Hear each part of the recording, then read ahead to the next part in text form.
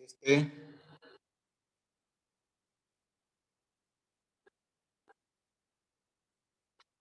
Hello. Yes, sir. हो sir.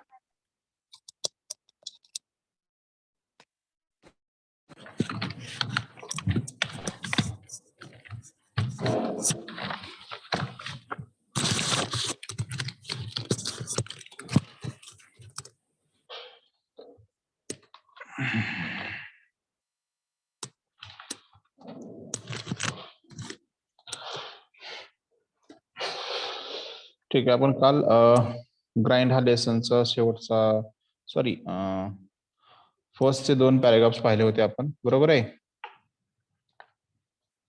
हे 2 paragraphs पाहिले होते.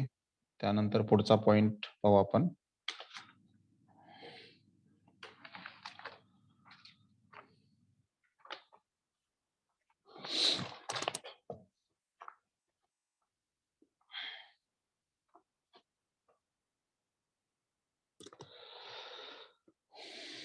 क्वेश्चन पाहिले का काल पाठवले होते पहा आपण ग्रुपवरती. काल ग्रुपवरती क्वेश्चन पाठवले होते, पाहिले का सर्वांनी? त्याच्यामधले कोणते लिहायचे पहा आपल्याला, जे शॉर्ट क्वेश्चन दिलेले आहेत तिथं, म्हणजे 1 सेंटेन्स मध्ये वगैरे, तर ते आपल्या नोटबुक मध्ये लिहायचे आहेत. जे ब्रॉड क्वेश्चन्स आहेत ते आपल्याला लिहायचे नाहीत नोटबुक मध्ये. ओके.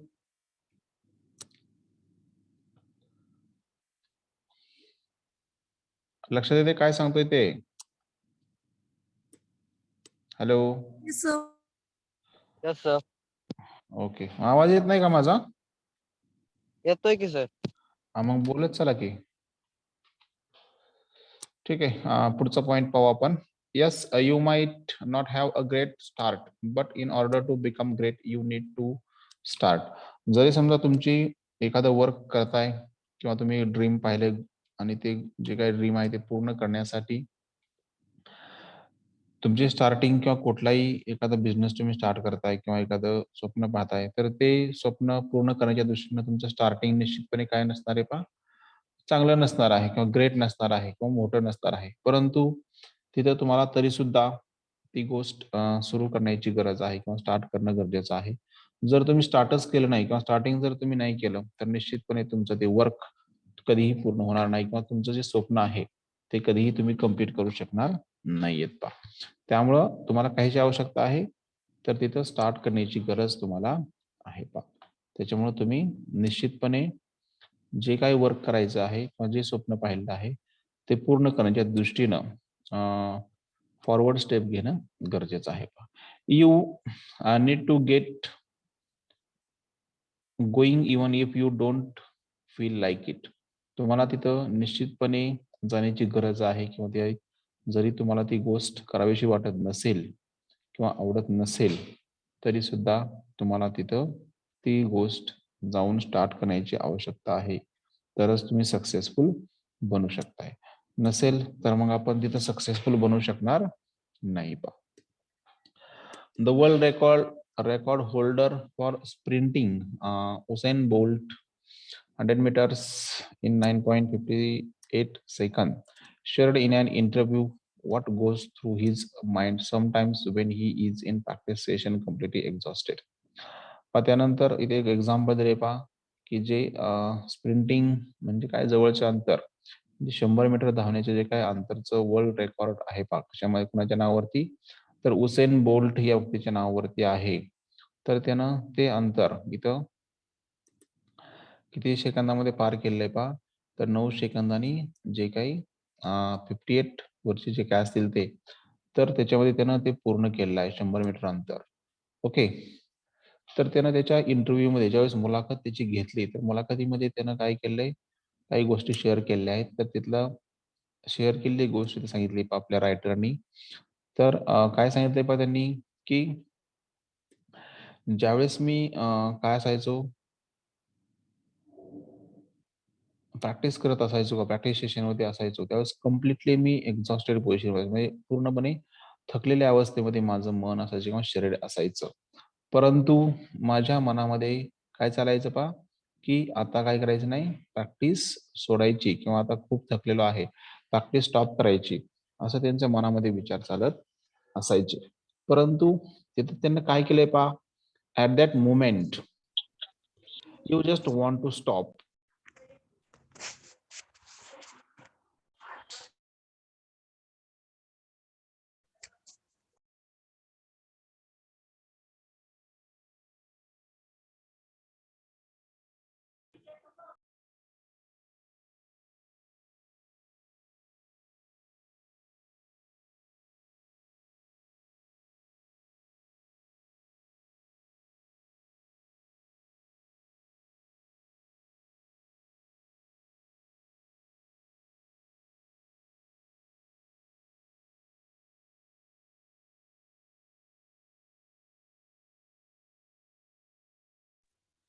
हॅलो, आवाज येतोय?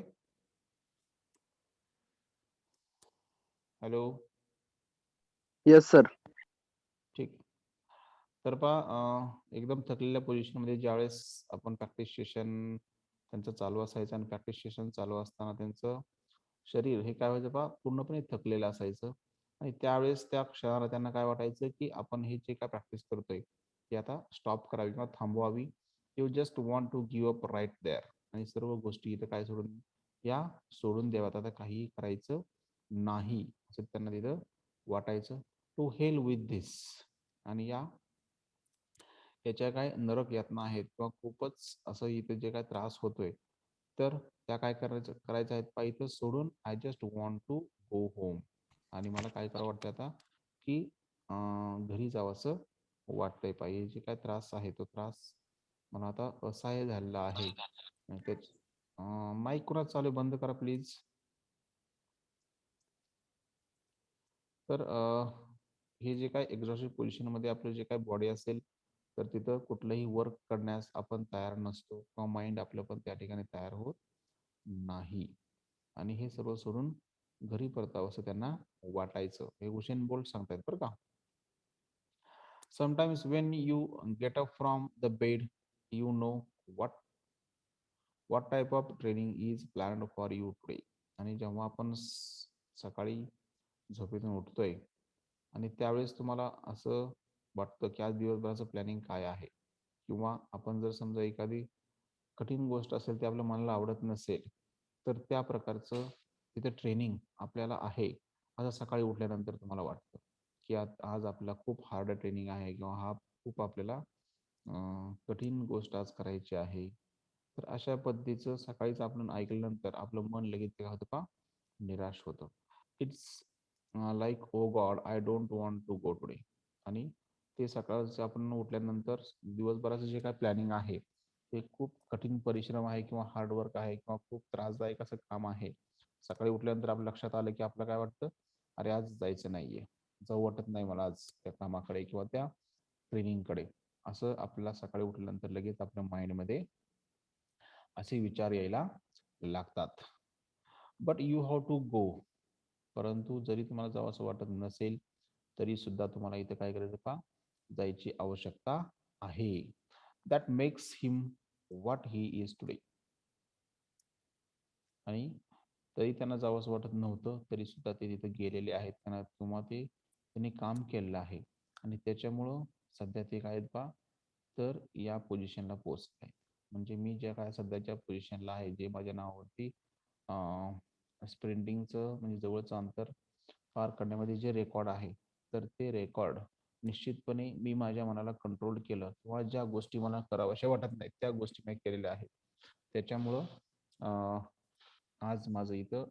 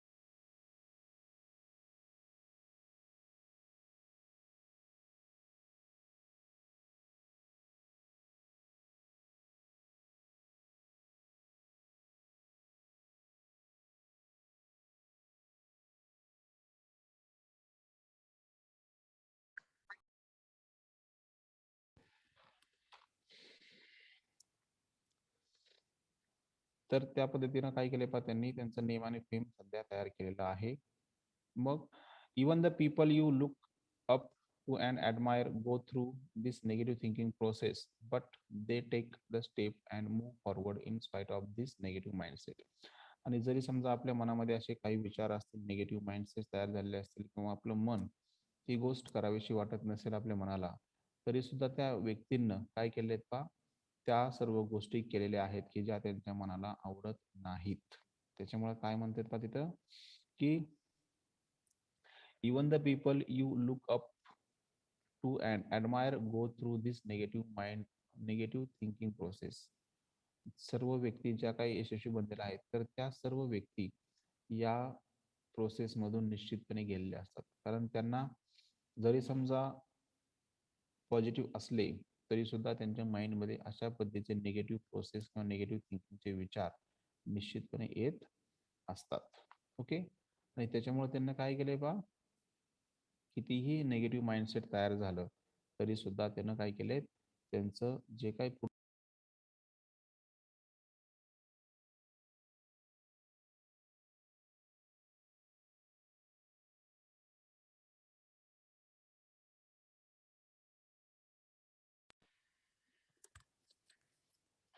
तर पहा अशा पद्धतीनं त्यांना काय केलेत पहा हिस्ट्री निर्माण केलेली आहे आणि त्यांना जे काही निगेटिव्ह माइंडसेट आहे तर ते निगेटिव्ह माइंडसेट निश्चितपणे त्यांना निग्लेक्ट केलेला आहे आणि पॉझिटिव्ह किंवा ऑप्टिमिस्टिक राहून सक्सेस मिळवलेला आहे पहा उसेन बोल्ट यांनी.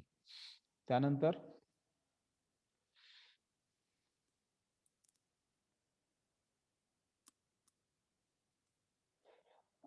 That makes them a legend. आणि त्याचमुळे त्यांना काय म्हणलंय पहा तर हे लिजंड किंवा साहसकथा किंवा प्रसिद्धी निश्चितपणे मिळालेली आहे. पण बऱ्याच वेळेस असं होतं पहा बॉडी सेज स्टॉप. पहा बॉडी काय म्हणते आता एखादा आपण काम करतोय आणि खूप थकलेल्या अवस्थेमध्ये असेल तर बॉडी काय म्हणते पहा की आता काही करायला नकोय. I am tired. मी काय झालेलं आहे पहा खूप थकलेलो आहे किंवा माझी बॉडी आता खूप थकलेली आहे किंवा शरीर थकलेलं आहे. असं आपल्याला आपलं शरीर काय देतं पहा हे देतं सूचना देतं त्या ठिकाणी किंवा इन्स्ट्रक्शन देतं. परंतु तिथं आणखीन आपलं माइंड काय म्हणतंय पहा mind says I cannot anymore. आणि मन पण काय म्हणतंय पहा की मी आता काहीही करू शकत नाहीये. मी आता पूर्णपणे थकलेलो आहे असं माइंड पण तिथं म्हणतंय आपलं. But the heart says you still have a goal to achieve and you go back to need to practice this grind mindset.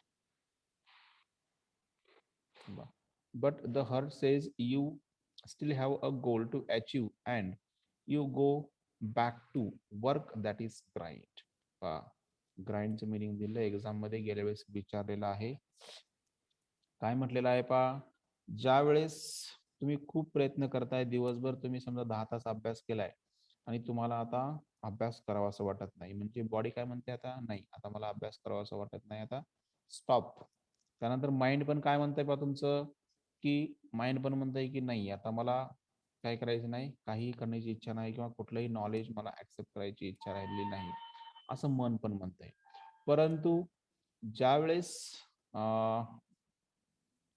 तुमचं हर्ट असतं हृदय असतं ते हृदय काय म्हणतंय पहा की माझ्याकडं आणखीन काय आहेत पहा माझं जे काही गोल ठरलेलं आहे की ते गोल आणखीन माझं पूर्ण झालेलं नाही. त्याच्यामुळं तू आता स्टॉप करू नकोस. तू काय कर परत आणखीन जो काही तुला हार्डवर्क करायचं आहे किंवा जे काही तुझं काम चालू आहे ते गोल मिळवण्याच्या दृष्टीने तर ते तुला आणखीन करायचं आहे. आणि ज्यावेळेस आपलं माइंड नको म्हणतंय शरीर नको म्हणतंय त्यावेळेस आपण जी गोष्ट करतोय म्हणजे जे प्रयत्न करतोय त्याला ग्राइंड असं म्हटलं म्हणजे झिजणे असं त्याचं मिनिंग झालं. म्हणजे आपल्याला खूप नकोशी वाटणारी गोष्ट आपण लास्ट स्टेजला आल्यानंतर सुद्धा आपण ते सोडत नाहीये तर त्यालाच आपण ग्राइंड असं म्हणतोय. Easier sed than done. म्हणजे सोपं काहीही नसतं पहा तर ते सोपं आपल्याला करावं लागतंय. ओके. कारण सक्सेस मिळवायचा असेल सक्सेसफुल व्हायचे असेल आपल्या पूर्ण लाईफमध्ये तर हार्डवर्क निश्चितपणे पाहिजेत. अदरवाईज इझी सक्सेस हे जास्त काळ टिकत नसतं पहा. Okay, but in order to be a great you must start.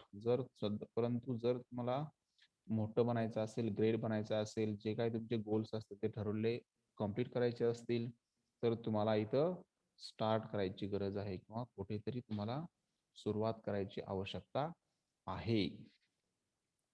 You need to practice this grind mindset day in and day out. आणि तुम्हाला ही जी काही ग्राइंड माइंडसेट आहे, म्हणजे आता जे काही ग्राइंडचं मिनिंग सांगितलं मी, तर त्या ग्राइंड माइंडसेट तुमच्या मनामध्ये ठेवायचा आहे आणि याची प्रॅक्टिस करायची आहे.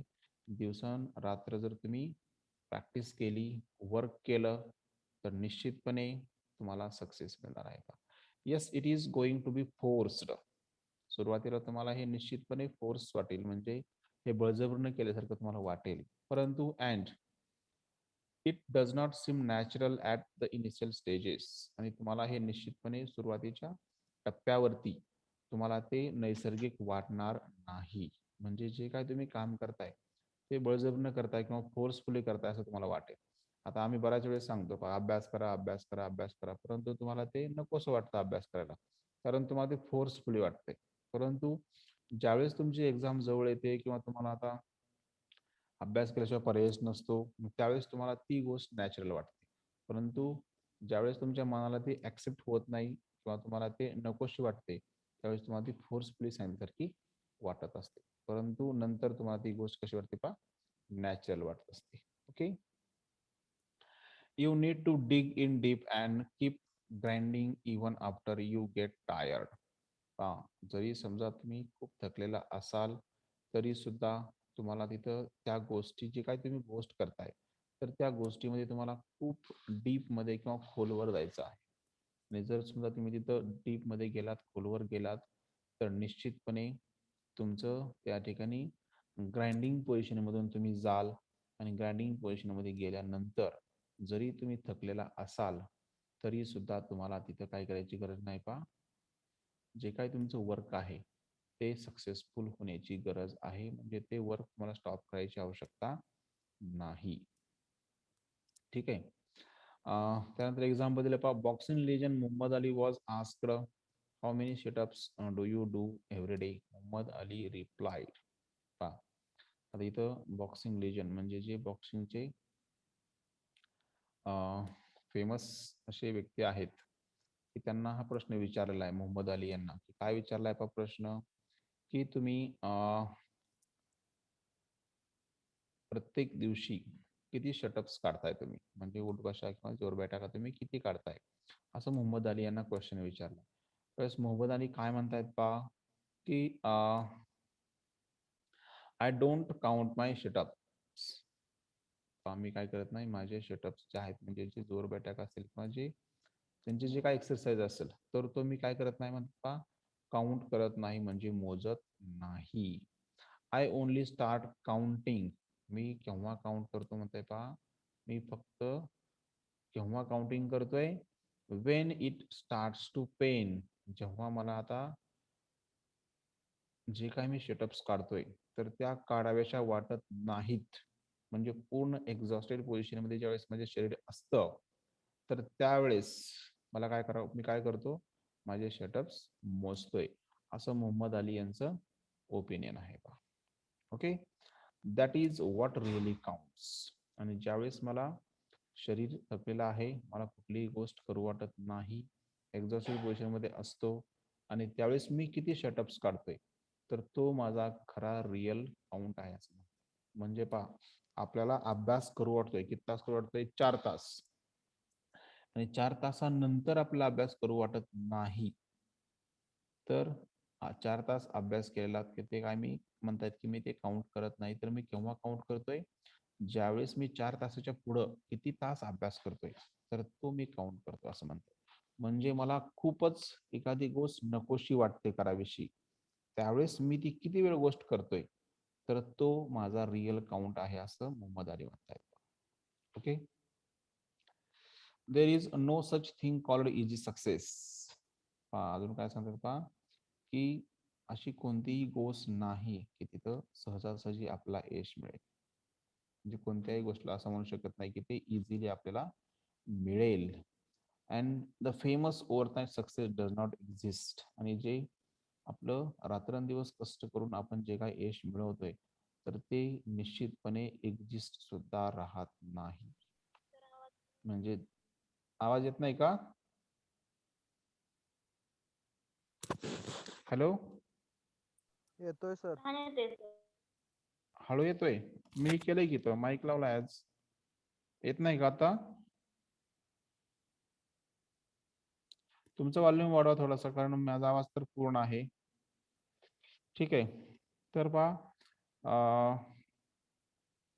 जे रात्रंदिवस कष्ट करून जे सक्सेस मिळतंय ते निश्चितपणे टिकत असतं. जे आपण रात्रंदिवस कष्ट न करता सहजासहजी एखादं यश मिळतंय तर ते यश निश्चितपणे सक्सेसफुल जे झालेलं आहे तर ते यश जास्तपणे टिकत नसतं किंवा सक्सेस टिकत नसतं. त्यामुळं इझी सक्सेस कुठेही नाही. आणि जे ओव्हरनाईट सक्सेस आहे तर ते निश्चितपणे काय टिकतं पहा, जे सहजासहजी मिळतं ते डज नॉट एक्झिस्ट म्हटलंय पहा. ओके. तर अशा पद्धतीने हे इथं एक्झाम्पल दिलेलं आहे सक्सेस कसं मिळवायचंय किंवा काय मिळवायचं त्याबद्दलचं. त्यानंतर पुढचा पॅराग्राफ आहे पहा. Barcelona and Argentina star forward Lionel Messi, 4 times World Player of the Year, once said, "It took me 19 years to become a overnight success."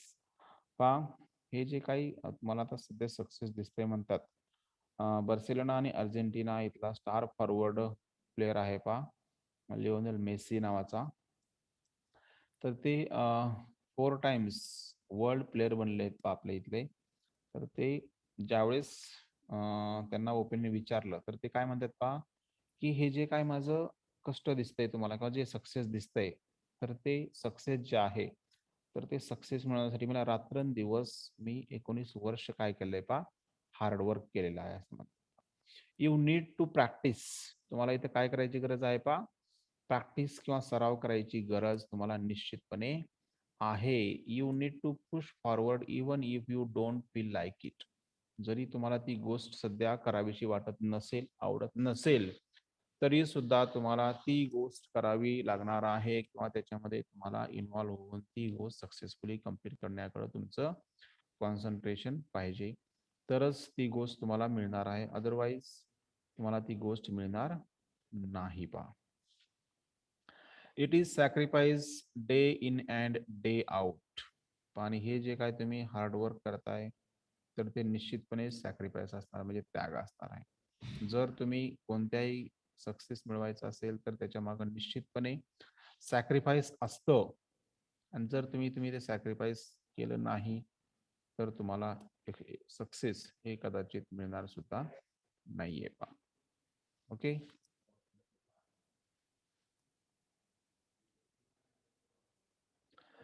त्यानंतर sacrifice is must if you want to succeed.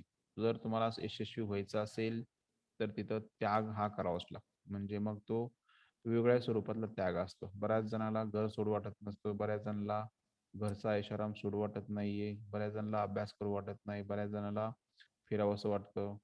म्हणजे enjoyment ही करावीशी वाटते, प्रत्येकाला वाटत असते. परंतु जर समजा आपल्याला सक्सेसफुल व्हायचं असेल तर एन्जॉयमेंट बाजूला ठेवावं लागणार आहे. कोणत्या तरी गोष्टीचं सॅक्रिफाईस करावं लागणार आहे, त्याग करावं लागणार आहे. जर समजा तुम्हाला यशस्वी बनायचं असेल तर, अदरवाईज तुम्ही यशस्वी बनणार नाहीत. Everyone in this world is talented. या जगामध्ये प्रत्येक व्यक्तींकडे काय पहा, टॅलेंट आहे किंवा ती प्रत्येक व्यक्ती हुशार आहे पहा, किंवा ती युनिक आहे. The That is why everyone is unique, but your talent can take you only to a certain level. त्यानंतर ते काय सांगतात की इथं प्रत्येक व्यक्ती हा युनिक आहे पहा, प्रत्येक जण हा युनिक आहे. का डबल आहे हो? नाही. नेम जरी डबल असले तरी ती व्यक्ती ही युनिक असणार आहे. ती एकच व्यक्ती आपल्या जगामध्ये असणार आहे. प्रत्येकाचं थिंकिंग पॉवर, ब्रेन पॉवर किंवा इतर जे काही गोष्टी असतील तर त्या निश्चितपणे डिफरंट असतील. जरी काही गोष्टी सेम असल्या तरी एक दोन गोष्टी त्यांच्या निश्चितपणे डिफरंट येणार आहेत. किंवा थिंकिंग पॉवर तरी किंवा माइंडसेट तरी त्यांचा निश्चितपणे वेगळा असणार आहे, तो सेम नसेल पहा. त्यामुळं प्रत्येक जण हा इथं युनिक आहे या वर्ल्ड मध्ये. आणि जे तुमचं टॅलेंट आहे ते तुम्हाला कुठे घेऊन जात आहे पहा, एका सर्टन लेवलला किंवा स्पेसिफिक लेवलपर्यंत तुम्हाला घेऊन जातं. तुमच्याकडे जी हुशारी आहे, तुमचं जे काय ब्रेन आहे, तर त्या ब्रेनच्या जोरावरती तुम्ही एका स्पेसिफिक लेवलपर्यंत जाऊ शकताय. परंतु in order to grow fast your talent you need to put in the extra effort, that is you must grind. आणि जर समजा तुम्हाला एकदम फास्ट ग्रो व्हायचं असेल किंवा सक्सेसफुल मिळवायचं असेल किंवा यश मिळवायचं असेल, तर तुमचं ज्या टॅलेंट आहे तर त्या टॅलेंटला कशाची गरज आहे पहा, तर तिथं एक्स्ट्रा एफर्ट्स घ्यायची गरज आहे किंवा एक्स्ट्रा एफर्ट्स तुमच्या टॅलेंट सोबत पाहिजे. म्हणजे तुमची हुशारी आणि तुम्ही जे काही ते एखादी गोष्ट मिळवण्यासाठी करताय, रात्रंदिवस कष्ट किंवा एफर्ट्स जे घेताय, तर त्या दोन्ही गोष्टीला टॅलेंट आणि एफर्ट्स या दोन्ही गोष्टी मिळून काय होतं पहा, ग्राइंड तयार होते. म्हणजे तुम्हाला तिथं कष्ट करण्याची गरज आहे किंवा तिथं तुम्हाला स्वतःला झोकून देऊन वर्क करायची आवश्यकता आहे. That is why it is called a skill. आणि ज्यावेळेस तुम्ही ग्राइंड करताय किंवा ग्राइंडिंग करताय, तर निश्चितपणे तिथं तुमचं स्किल सुद्धा अवेलेबल असतात किंवा त्यालाच आपण इथं स्किल असं म्हणतोय. म्हणजे एखादं वर्क करत असताना तुमच्याकडे नॉलेज आहे, एखादं वर्क करत असताना तुमच्याकडे नॉलेज आहे, परंतु नॉलेजला सोबत घेऊन ज्यावेळेस तुम्ही एखादं वर्क करताय आणि ते सक्सेसफुली पूर्ण करताय, तर त्यावेळेस ते वर्क करण्यामध्ये तुमच्याकडे काहीतरी स्किल्स असतात, काहीतरी तुमच्याकडे कौशल्य असतं. आणि ते जे काही स्किल आहे, तर त्या स्किलच्या जोरावरती तुम्ही निश्चितपणे काय करू शकता पहा, मोठं होऊ शकताय किंवा चांगल्या पद्धतीने सक्सेस मिळवू शकताय. The Hollywood actor will Smith say talent is what you got naturally.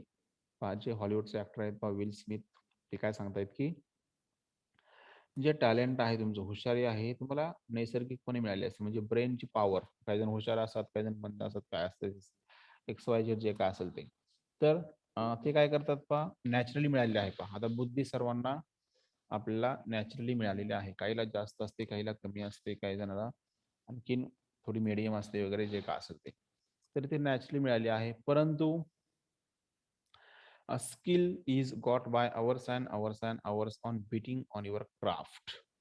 तर इथं स्किल्स कसे डेव्हलप होतात पहा, तर रात्रंदिवस किंवा तासनतास आपण ज्यावेळेस त्याची प्रॅक्टिस करतोय किंवा ॲक्वायर करण्याचा प्रयत्न करतोय. बिटिंग म्हणजे प्रहार करणे, क्राफ्ट म्हणजे हस्तकला किंवा हस्त व्यवसाय आपण त्याला म्हणतो. तर एखादी गोष्ट ज्या पद्धतीने आपण लोहार पाहतो पहा, की एखादं लोखंड ते गरम करतात, त्याच्यावरती काय करतात पहा, बिटिंग करतात आणि एक चांगल्या पद्धतीचं शस्त्र किंवा चांगल्या पद्धतीची एखादी वस्तू ते तयार करतात. तर त्याच्यावरती ते तासनतास प्रयत्न करतात आणि प्रयत्न करून ते काय करतात पहा, त्यांच्या त्या स्किलनं ते क्राफ्टिंग करतात. मग इथं स्किल सुद्धा तसंच आहे, की स्किल डेव्हलप करायचं असेल तर तुम्हाला एखादी गोष्ट एका अटेम्प्टमध्ये, दुसऱ्या अटेम्प्ट, तिसऱ्या अटेम्प्टमध्ये तुम्हाला ती मिळणार नाही किंवा सक्सेसफुल तुम्ही त्या ठिकाणी होणार नाही. तर तुम्हाला कशाची गरज आहे पहा, तर तिथं तुम्हाला डेव्हलप होण्यासाठी, ते डेव्हलप करण्यासाठी किंवा डेव्हलप होण्यासाठी तासनतास प्रॅक्टिस करायची गरज आहे त्या गोष्टीवरती. परत परत तीच गोष्ट करायची गरज आहे. आणि त्यावेळेस तुमचं टॅलेंट आणि तुम्ही प्रॅक्टिस किंवा तुमचे जे काय असणार हार्डवर्क, तर त्या ठिकाणी तुमचे स्किल निश्चितपणे डेव्हलप होऊ शकतात. ओके. मग याला एक तिथं टर्म दिले पहा, there is a term called prodigy. आणि तिथे एक प्रॉडिजी टर्म दिलेले आहे. प्रॉडिजी म्हणजे काय पहा, तर अलौकिक प्रतिभा असली लहान व्यक्ती. म्हणजे ती व्यक्ती काय करते पहा, तर अशा पद्धतीचे स्किल डेव्हलप त्या व्यक्तीकडे झालेले असतात, तर त्या व्यक्तीला प्रॉडिजी असं म्हटलं जातं. अलौकिक प्रतिभा असलेली लहान व्यक्ती असं त्याला म्हटलं जातं. Even they need to practice to hone their skill. त्याचबरोबर तुमचे जे स्किल आहेत, तर ते स्किल सक्सेसफुल होण्यासाठी, सॉरी, धारदार किंवा चांगले बनण्यासाठी आपल्याला आणखीन प्रॅक्टिसची गरज असते. तुम्ही समजा वाहन चालवताय, एखादी गाडी चालवताय, फोर व्हीलर चालवताय किंवा टू व्हीलर चालवताय, तर तुम्हाला परफेक्टनेस येण्यासाठी प्रॅक्टिसची गरज असते पहा त्याच्यावरती. जर तुम्ही असं म्हटलं की नाही, तुम्हाला आता मला गाडी चालवता येते, काही अडचण नाही, परंतु तिथे जर तुम्ही प्रॅक्टिस केली नाही, तर तुमचं ड्रायव्हिंगचं स्किल हे तुमच्याकडे येणार नाही. मग त्यासाठी काय आवश्यक आहे पा, तर प्रॅक्टिस गरजेची आहे. म्हणजे आपल्याकडं एखादी गोष्ट माहीत असणं हे आवश्यक नाहीये, तर तिथं त्यामध्ये आपण पारंगत असणं, स्किलफुल असणं हे इम्पॉर्टंट आहे. आणि ते स्किल डेव्हलप कधी होणार आहेत का आपल्याला पा, किंवा ते हा हॅलो, काय प्रॉब्लेम आहे?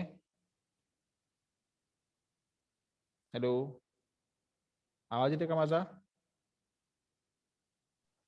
Yes sir. ओके.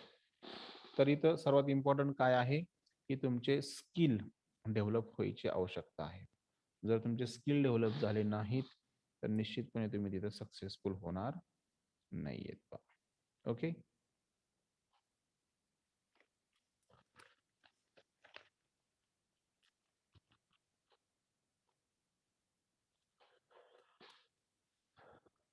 ठीक आहे. त्यानंतर पुढचा पॅराग्राफ आहे पहा.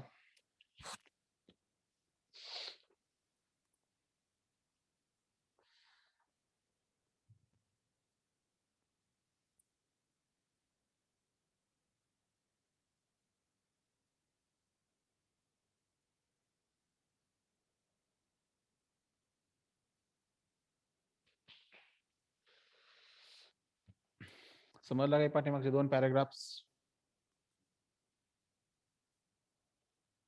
हॅलो, बोला थोडस.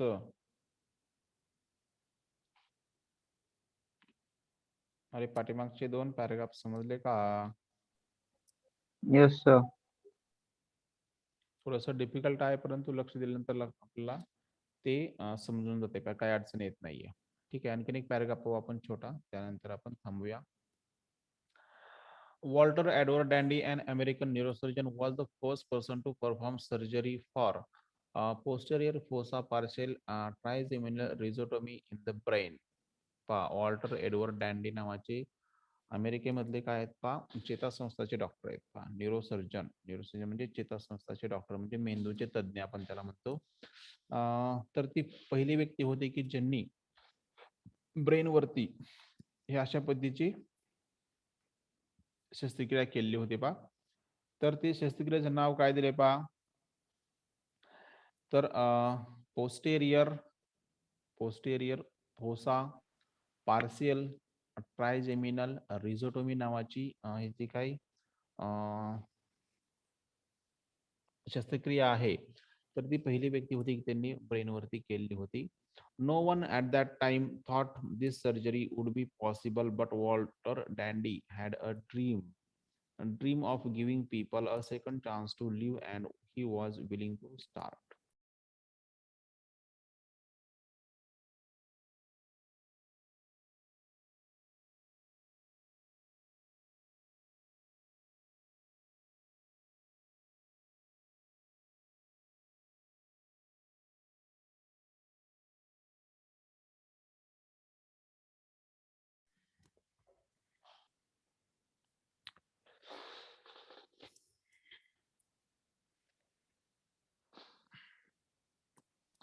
तर पहा अशा प्रकारची जी काय सर्जरी आहे तर ती सर्जरी पॉसिबल होऊ शकते असं कोणालाही सुरुवातीला वाटत नव्हतं. त्यामुळे काय म्हणते, no one at that time thought this surgery would be possible. अशा पद्धतीची सर्जरी कोणाही व्यक्तीवर होऊ शकत नाही किंवा केलेली नव्हती किंवा पॉसिबल नाहीये असं त्यावेळेस प्रत्येक किंवा इतर जे का डॉक्टर होते त्यांना असं वाटत होतं. परंतु हॅलो हॅलो, येस सर. काय झालं मध्ये, कोण बोलतंय हो? माईक चालू आहे कोणाचं?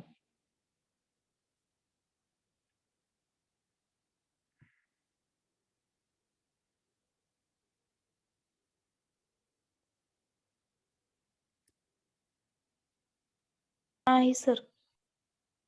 नाही का?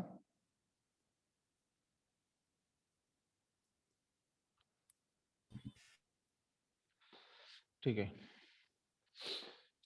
तर पहा अशा पद्धतीची सर्जरी ब्रेनवरती होणारी ही कुणालाही पॉसिबल होईल असं त्यावेळेस वाटत नव्हतं. परंतु आपले वॉल्टर डॅन्डी यांना असं ड्रीम होतं की अशा पद्धतीची जे काय सर्जरी आहे ती सक्सेसफुल होऊ शकते आणि ती सक्सेसफुल झाली तर काय होऊ शकतं पहा, की त्या व्यक्तीला सेकंड टाइम जगण्याचा चान्स निश्चितपणे मिळू शकतो होता.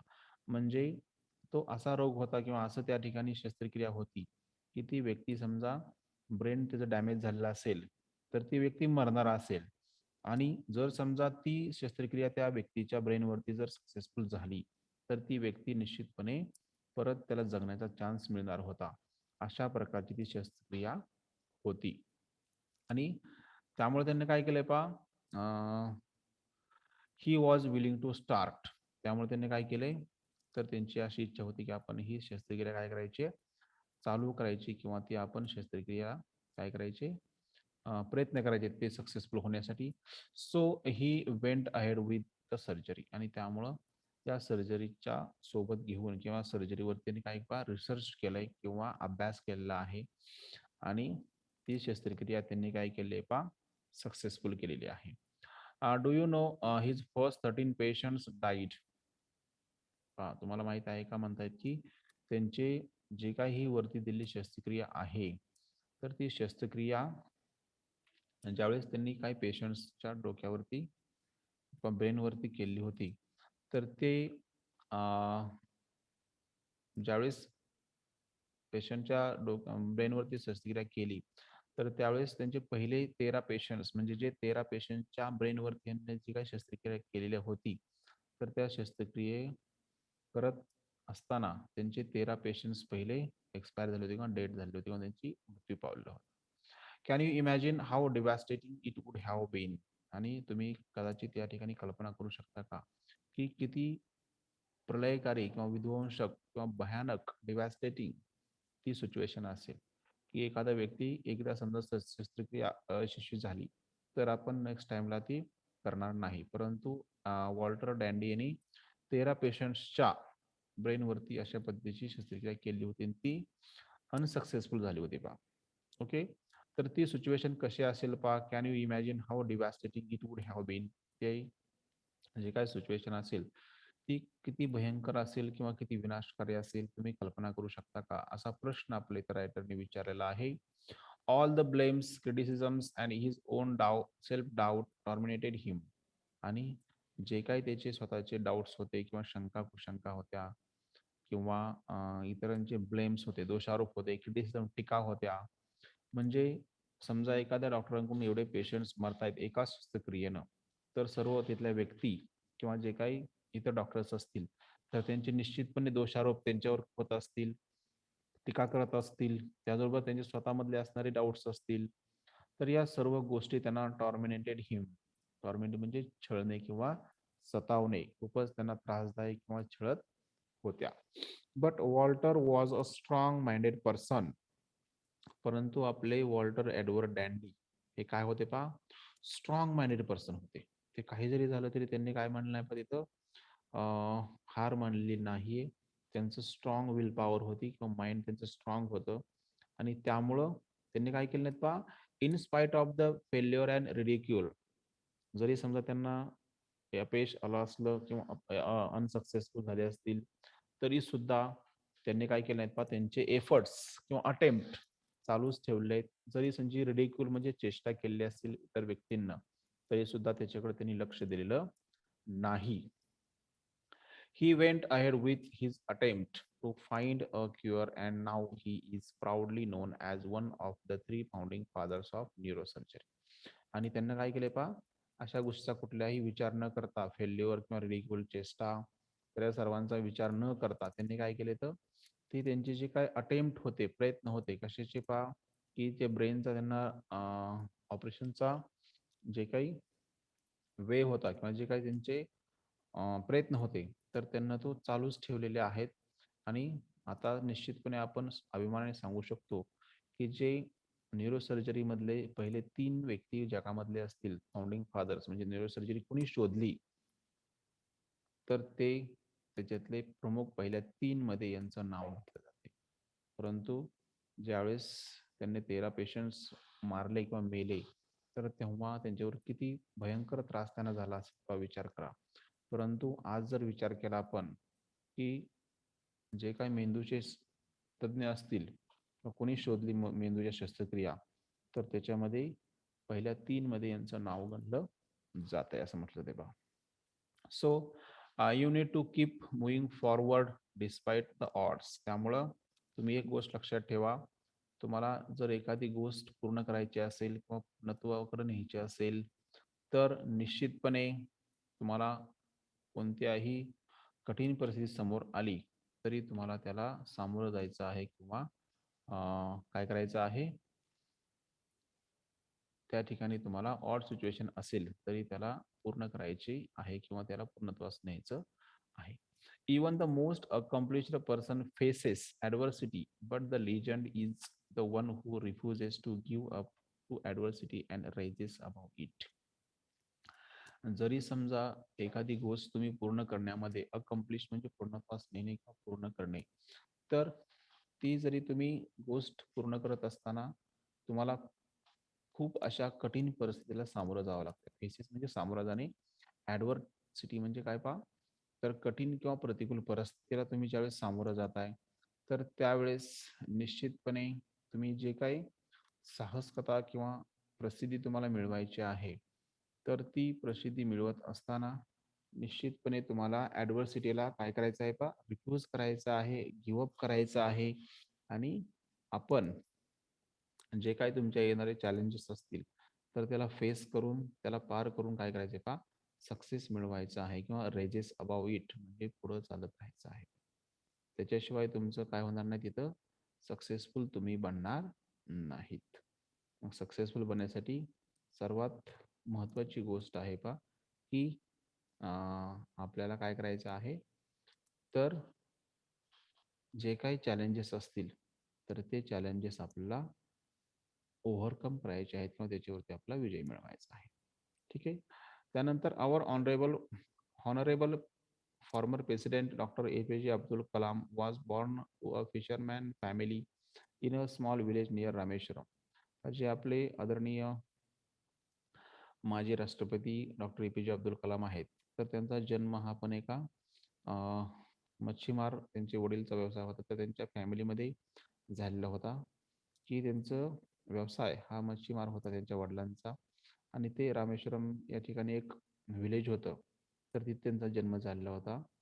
त्याचबरोबर त्यांचा जो काही स्टडी होता सुरुवातीचा, he studied in a small government school and used to distribute newspaper in his younger age. त्याचबरोबर ते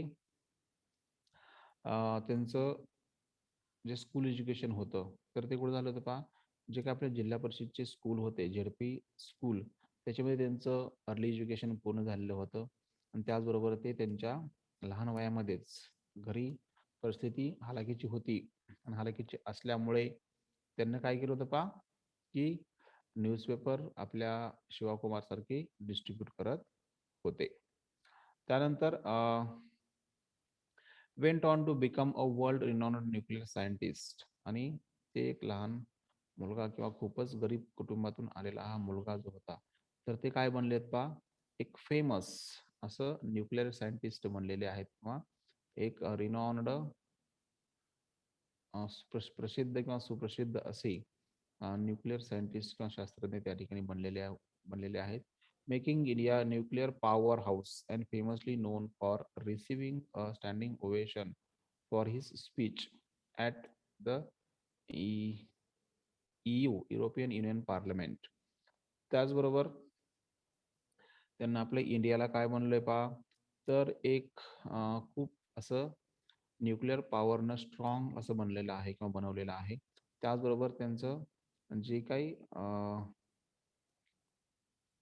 युरोपियन युनियन पार्लमेंटमध्ये त्यांचं जे काही स्पीच झालेलं होतं, तर त्या स्पीचला त्यांना खूप असं ओवेशन म्हणजे टाळ्यांचा गजर किंवा प्रोत्साहन किंवा त्या ठिकाणी फीडबॅक चांगला मिळाला होता. म्हणजे त्यांना त्यांचं स्पीच दिल्यानंतर एवढं प्रतिसाद कोणत्याही स्पीकरला मिळालेला नव्हता. एवढा प्रतिसाद त्यांना त्या ठिकाणी मिळालेला होता. तर ते फेमस जे बनलेले आहेत, तर ते फेमस बनणं त्यांच्यासाठी एवढं ईझी होतं का? म्हणून आपलं याचं एक्झाम्पल इथे दिलेलं आहे पहा.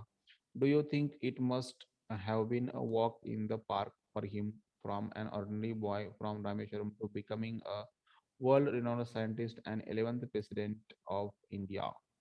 की तुम्ही इथं कल्पना करू शकता का म्हणतायत की ज्या पद्धतीने ते सक्सेसफुल बनलेले आहेत, तर ते सक्सेसफुल बनणं त्यांच्यासाठी एवढं इझी होतं का, की ज्या पद्धतीने एका पार्कमध्ये ते चालतायत आणि पार्कमध्ये चालत असताना एकदम इझी असतं पार्कमध्ये चालणं.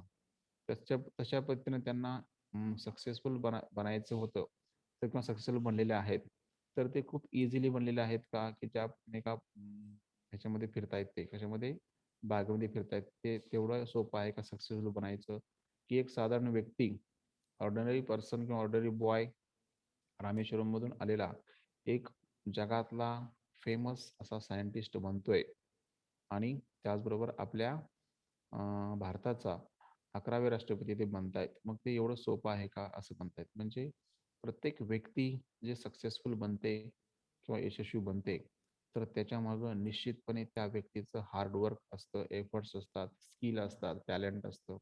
या सर्व गोष्टीचा ज्यावेळेस एकत्रित मिक्सचर होतंय, त्याच वेळेस निश्चितपणे ती व्यक्ती सक्सेसफुल बनते. ठीक आहे. तर अशा पद्धतीनं हे लेसन आहे. याचे आणखी 2 पॅराग्राफ्स राहत आहेत. ते आपण पुढच्या लेक्चरला पाहूया. थँक्यू. थांबूया आपण.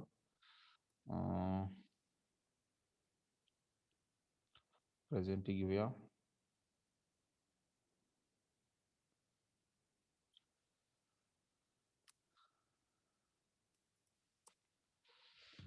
अरे शिकवले समजते का? Yes sir. Yes, sir.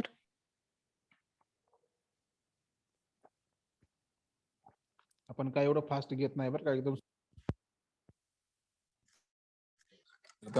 जेवढे पॅराग्राफ तेवढे लाईन टू लाईन आपण मिनिंग समजून त्याचं हे करतोय. तुम्ही हे घरी आपलं लेक्चर संपल्यानंतर किंवा तुमचे सर्व लेक्चर संपल्यानंतर हा लेसन रीड करायचा आहे स्वतः, आणि स्वतः रीड करून नंतर त्याच्यावरती तुम्हाला काय करायचं आहे, क्वेश्चन आन्सरिंग जे आहेत आपले